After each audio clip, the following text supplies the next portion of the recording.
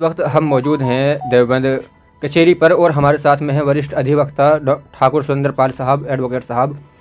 Sir, आपने आज एक ज्ञापन दिया है मीडिया को। सबसे पहले मैं उस पर बात करना चाहूँगा, जानना चाहूँगा क्या दिया है आपने ज्ञापन में, क्या है ये जो आपने अभियान चलाया है भ्रष्टाचार के विरुद्ध, क्या है ये? हमने भारत को भ्रष्टाचार मुक्त करने के लिए अब से 1 माह पहले जन जागृति सेना का गठन किया था, जिसमें हमने शुरुआत जो है आज योजना बनाई है और तहसील देवबंद को इसके लिए हमने प्रथम बिंदु चुना है। यहाँ से भ्रष्टाचार के विरुद्ध हम लोग मिटाने का जो योजना है उसे क्रियान्वित करेंगे और जनपद सहारनपुर को मॉडल बनाएंगे। जैसे कि सर आप बात कर रहे हैं भ्रष्टाचार को लेके, अभी वर्तमान में जो कार्य हो रहे हैं, जैसे राज्य मंत्री हैं PWD विभाग के, उनके क्षेत्र के अभी बाहर में जो हमारे फ्लाईओवर है, रोड है, उसकी हालत आपने देखी होगी। ठीक है, काफ़ी समय से आप उस पर आवाज़ उठा रहे हैं, क्या कुछ उस पर हुआ है, कुछ उसमें शिकायतें आगे बढ़ी हैं, उसमें मैं जानना चाहूँगा। ये हमारे जो PWD मिनिस्टर हैं मिस्टर कुंवर ब्रजेश सिंह, जो विधायक भी हैं आगे, ये एक अपनी अलग तरह की पहचान और पकड़ और अलग तरह की इनकी कार्यशैली है। ये फुल पावर का इस्तेमाल करते हुए यहाँ के जो PWD विभाग के कर्मचारी हैं, जेई हैं, जो ठेकेदार हैं, जिन्होंने सड़क का निर्माण किया है, हाईवे का फ्लाईओवर बनाया है, उन सब के लिए इनकी कृपा दृष्टि बनी रहती है। जो देवबंद का व्यक्ति है या आने जाने वाले मुसाफिर हैं फ्लाईओवर से, उनकी सुविधा के लिए एक भी काम यहाँ पर दिखाई नहीं देता। पूरे 4 किलोमीटर की पुल की लंबाई है जिस पर रोज दुर्घटनाएं ऊपर होती हैं, और लाइट की एक भी व्यवस्था, एक भी बल्ब पूरे फ्लाईओवर पर नहीं लगा है। जगह जगह पानी भरा रहता है, जब वाहन तेजी से गुजरता है तो उसका पानी नीचे आता है। इसी तरह जो नीचे साइड रोड हैं वे भी नहीं बन पाई हैं। सांपला रोड का जो तिराया है वहाँ पर आप देखेंगे कि किस तरह जो है हाईवे के किनारे की सड़क जो है टूटी हुई है पूरी की पूरी, और जिसे गड्ढा मुक्त सड़क होना चाहिए उस तरह के यहाँ गड्ढा युक्त सड़क है। सड़कों में गड्ढे हैं, कहीं सड़क बाईं ओर है, कहीं दाईं ओर है। अतिक्रमण PWD की भूमि पर बरकरार है। आज 2 साल राज्य मंत्री को शपथ लिए हुए हो चुकी हैं, लेकिन इस तरफ किसी का भी कोई ध्यान नहीं है। यहाँ का मतदाता अपने आप को ठगा हुआ महसूस करता है। सर, जैसे आपने बात की मतदाता की, अभी हाल में आपने एक राज्य मंत्री का बयान सुना होगा जो कि उन्होंने अयोध्या में दिया है। ठीक है, जिसमें उन्होंने मतलब एक तरह से धार्मिक टिप्पणी की है हिंदू मुस्लिम वाली राजनीति करने की। ठीक है, अभी जैसे कि देवबंद क्षेत्र है ये, और यहाँ की नगर पालिका में भी भाजपा को जीत मिली थी बीते वर्ष। ठीक है, उसमें एक बड़ा योगदान, एक बड़ा वोटर जो था वो मुस्लिम वोट उनको मिला था। उन्होंने खुद ये माना था, नगर पालिका के जो चेयरमैन है विपिन गर्ग, के मुसलमानों ने उनको वोट दिया। उनका इस तरह का ये बयान देना कि हम सिर्फ वोट के लिए बाबर के वंशजों के पेड़ नहीं पकड़ते, राम के वंशजों से ही वोट मांगते हैं, कैसे देखते हैं इसको? ये अनावश्यक तरीके से लोकप्रियता हासिल करने का, समाज के बीच नफरत पैदा करने का एक शिगुफा है जिसमें कोई दम नहीं है। जहाँ तक सवाल है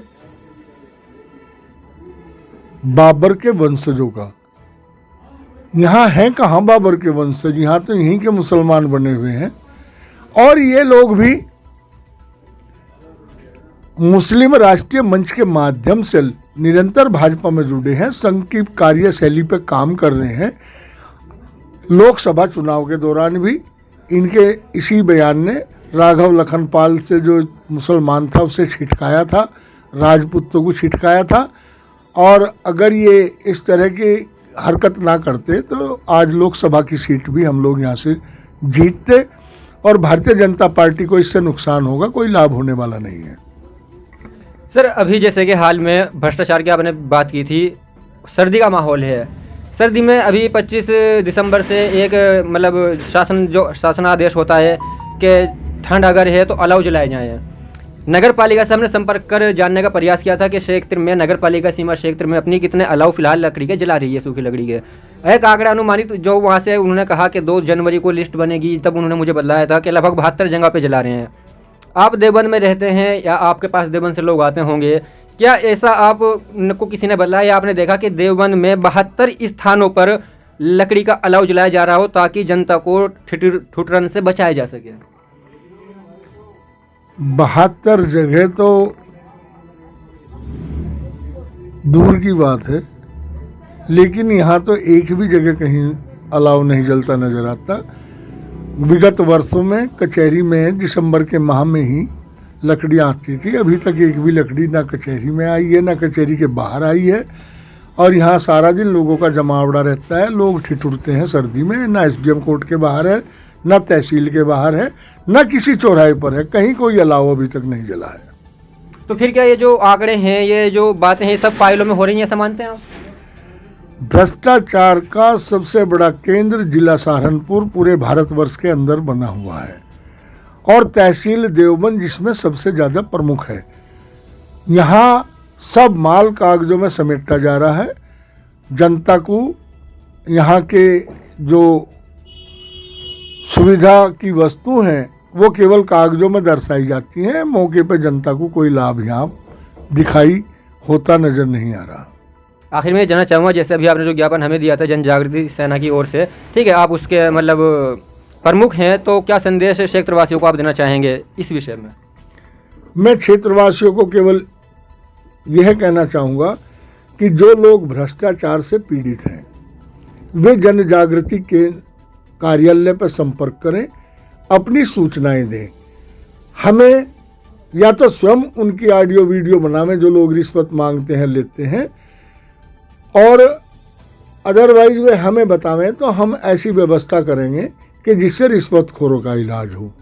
इसके अलावा रिश्वतखोरी के अलावा जो बड़े घोटाले हैं, जैसा जमीन आजकल माफियाओं का पूरा षड्यंत्र चल रहा है पीडब्ल्यूडी द्वारा, और ये जो हाईवे कंपनी है Deoband highway private limited company, इसके द्वारा जो भारी मात्रा में सरकारी धन का पब्लिक के लिए सदुपयोग में लगाया जाना था वो कहीं दिखाई नहीं दे रहा। तो ये जो बड़े घोटाले हैं इनकी तरफ हम ध्यान आकर्षित कराएंगे माननीय मुख्यमंत्री जी का।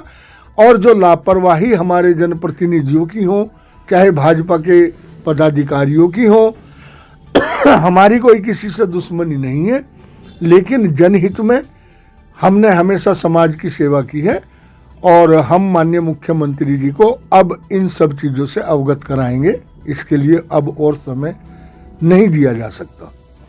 चलिए सर, बहुत बहुत शुक्रिया। ये थे हमारे साथ वरिष्ठ अधिवक्ता एडवोकेट ठाकुर सुंदरपाल साहब, जिन्होंने अपनी बातों को प्रमुखता से रखा और बतलाया कि किस स्तर पे भ्रष्टाचार हो रहा है इस क्षेत्र में। मैं अपने कैमरामैन सहयोगी के साथ दीन रजा, देवबंद।